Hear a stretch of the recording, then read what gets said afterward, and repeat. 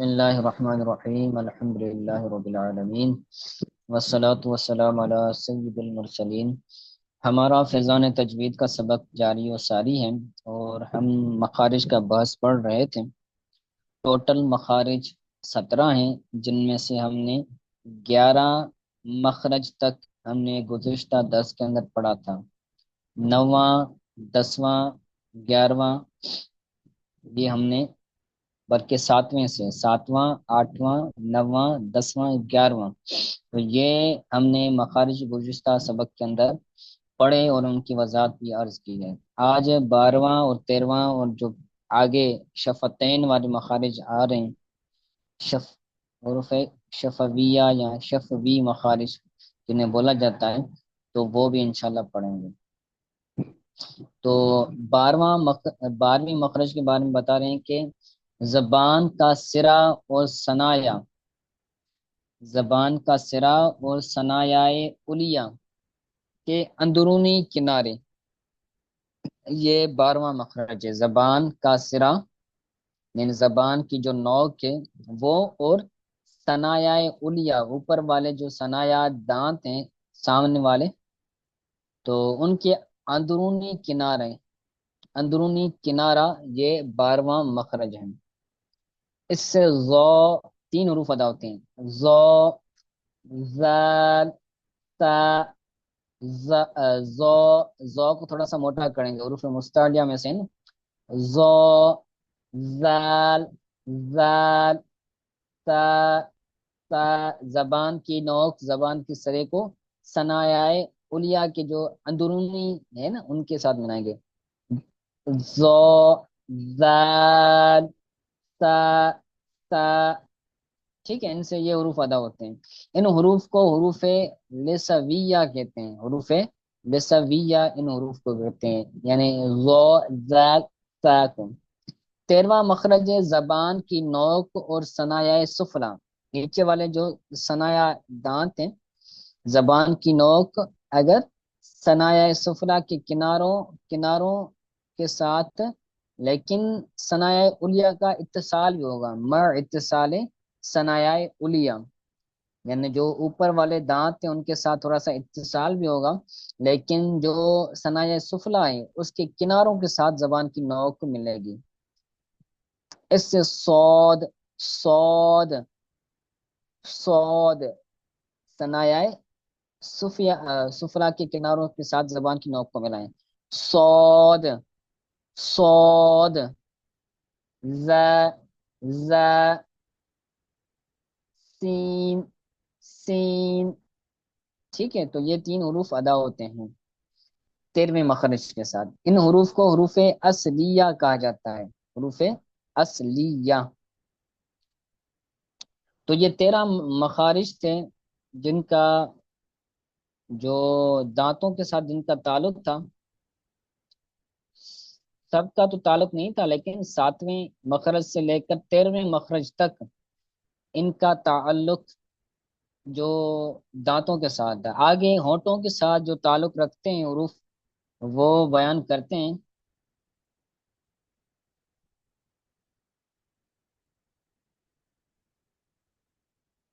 شفوی مخارج کہتے ہیں 14واں مخرج ثنایۂ علیہ کے کنارے اور نچلے ہونٹوں کا تر حصہ، یہ 14واں نمبر مخرج ہے۔ ثنایۂ علیہ اوپر والے دانت جو 2 سامنے والے ہیں، اور نچلے ہونٹ کا تر حصہ، اس سے فا ادا ہوتا ہے۔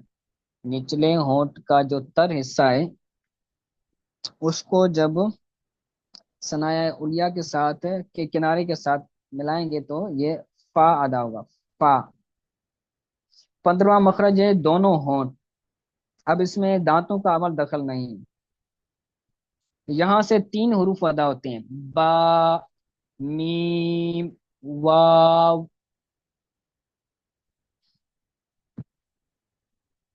با، با، میم، واو۔ ان کی ادائیگی کی تفصیل: وغیر مدہ، واو غیر مدہ، یعنی واو تو مدہ بھی ہوتا ہے، لیکن یہاں پر وہ واو جو مدہ نہ ہو وہ یہاں سے ادا ہوگا۔ होठों के साथ। दोनों होठों के तर हिस्से से बा अदा होगा। तर जो हिस्सा है, जो अंदर होता है, मुंह के अंदर जो हिस्सा होता है, जब हम होठों को बंद करें तो जो होठों का हिस्सा मुंह के अंदर होता है उसको तर हिस्सा बोला जाता है। और होंठ बंद करने के बाद जो हिस्सा बाहर हो, जो नजर आ रहा हो, उसको खुश्क हिस्सा बोलते हैं। तो दोनों होठों के तर हिस्से से बा अदा होती है। बा, बा, बा। और दोनों होठों के खुश्क हिस्से के जो बाहर होता है उससे मीम अदा होता है। Meme, meme. दोनों होठों को गोल करके ना तमाम मिलाने से वाव अदा होता है। यानी ना तमाम मिलाना, मिलाना होगा लेकिन थोड़ा सा मिलाना होगा, मिलाने की तरफ माइल जिसको बोला जाए तो वो होगा, इस तरह वो वाव अदा होगा। जैसे वाव, वाव, वाव। गैर मद्दा अदा होता है वाव, लेकिन गैर अद्दा। फा, बा, मीम, वाव। इन हरूफ को हरूफे शफविया बोला जाता है। शफन बोलते हैं होठों, होंठ को, और शफतैन बोलते हैं दोनों होठों को। तो शफविया यानी होठों से अदा होने वाले हरूफ। ठीक है, तो ये होठों से अदा होने वाले हरूफ चार थे। आगे मखारिज मुकद्दरा कहते हैं। 16वां मखरज है मखरज मुकद्दरा, जोफे दहन। यानी जो मुंह का दहन बोलते हैं फारसी के अंदर मुंह को। तो मुंह का जो बीच वाला हिस्सा है, मुंह का जो खुला हुआ हिस्सा है, यानी मुंह का खिला, इससे हुरूफ मद्दा अदा होते हैं। जैसे ऊ, जीना, ऊ, जीना। हुरूफ मद्दा को एक अलिफ के बराबर खींच के पढ़ते हैं। ऊ, जीना। जोफे दहन, इससे हरूफ मद्दा अदा होता है। 16वां मखरज जोफे दहन, यानी मुंह का बीच वाला हिस्सा, हरूफ मद्दा अदा होते हैं। ऊ, जी, ना। 17वां मखरज है खैशुम, नाक का बांसा। ये गुन्ने का मखरज है। इससे मुराद नून और मीम मुख्फा और नून मुदगम इदगाम नाकिस है। जब ये होगा तो वहां पर गुन्ना किया जाएगा। गुन्ना की कसी सूरतें हैं, इसके बारे में आगे एक अलग से एक सबक भी आएगा गुन्ना के बारे में। तो उसके अंदर इंशाल्लाह ताला इसकी मजीद वजाहत होगी। ठीक है, तो आज के लिए इतना काफी है। आज हमने पूरे 17 मखारिज पढ़े, बल्कि ये भी थोड़ा सा है, इसको भी पढ़ लेते हैं, बातें ही हैं।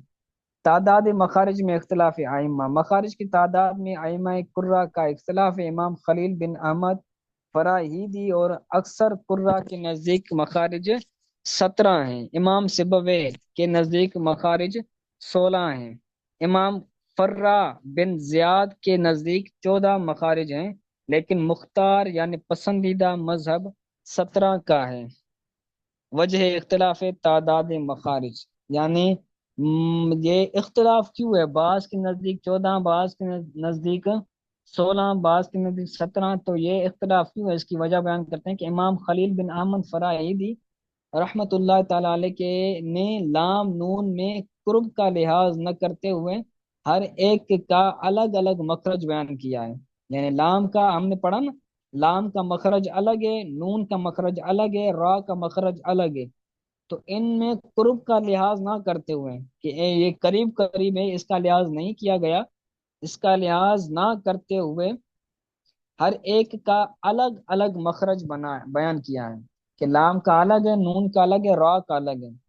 और हुरूफ मद्दा का मखरज जोफे दहन बयान किया है। इमाम तो इस वजह से क्या हो गया, ये 17 मखरज हो गए। इमाम खलील बिन अहमद फराहीदी जो कि मुख्तार मजहब है, और 17 मखरज का जो मजहब है वो मुख्तार है, तो ये इन्हीं का मजहब है। और इमाम सिबवे के नजदीक जोफे दहन آپ جوف دان کو کسی بھی حرف کا مخرج شمار نہیں کرتے، جسے ہم نے حروف مدہ کا مخرج جوف دان کو بنایا نا کہ او زینا، حروف مدہ جوف دان سے ادا ہوتے ہیں، لیکن امام سبویہ کے نزدیک جوف دان کسی کا مخرج نہیں ہے۔ امام تو ان کے نزدیک ایک مخرج کم ہو گیا، تو امام سبوی کے نزدیک 16 مخرج ہو گئے، اور امام فرا نے بھی جوف دان کو کسی بھی حرف کا مخرج شمار نہیں کیا، اور لام نون میں قرب کا لحاظ کرتے ہوئے ان کا مخرج ایک شمار کیا ہے۔ تو یہ تین مخرج تھے، تو تینوں مخرج میں سے یہ ایک مخرج ہو گیا، اور ایک مخرج وہ مائنس ہو گیا جوف دہن والا، تو تین مخرج مائنس ہو گئے، تو 17 سے تین چلے گئے تو 14 مخرج بچے۔ تو امام امام فرا کے نزدیک یہ 14 مخرج ہیں، تین مذہب جوف دان والا اور لام نون را، یہ تین مخرج نہیں بلکہ ایک مخرج ہے، تو اس وجہ سے ان کے نزدیک 14 مخرج ہو گئے، اس لیے امام فرا بن زیاد کے نزدیک 14 مخرج ہے۔ ٹھیک ہے، تو اس کو اچھی طرح سے یاد کیجیے گا اور سوالات کو بھی دیکھ لیجیے گا، اگر مناسب رہے تو سبق کو یاد کر کے پھر ان سوالات کے جوابات بھی تحریر کیجیے گا اور مجھے سینڈ کر دیجیے گا، ٹھیک ہے؟ اگر کوئی بات سمجھ نہیں آئی تو پوچھ لیں۔